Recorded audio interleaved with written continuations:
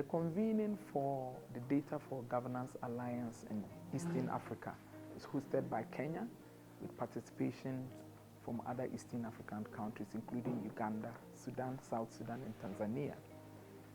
Basically, on the advocacy session, we're looking for experiences from civil society organizations in East Africa, what their context dictates, new ways of engagement, new ways of tools that they could use to make sure that their engagement maximizes outcomes for what the organizations want to achieve. We task members and participants here to discuss what they think advocacy is in their context, to also put a situational analysis, as for instance, if advocacy were to be an animal, what kind of animal would it be, and what reasons you would give for making advocacy that particular animal.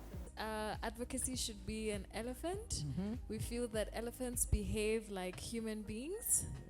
They walk in groups, which speaks to leadership. We chose an ant. Yes. Ants are calculative and good at planning. Our animal is a wolf. So a wolf is known for speaking out. Besides that, the reasons why we chose a wolf is because it's a natural leader.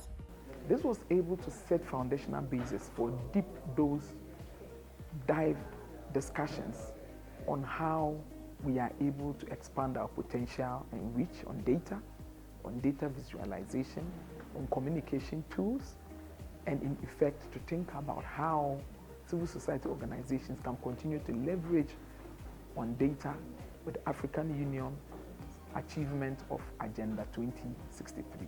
From today's session, I've learned on the importance of stakeholder engagement, especially the component of stakeholder mapping, where different stakeholders are brought on board to influence on policy and advocacy. In the field of project management, civil society organizations need to identify the relevant stakeholders and also group them and by identifying the relevant communication tools in dealing with them.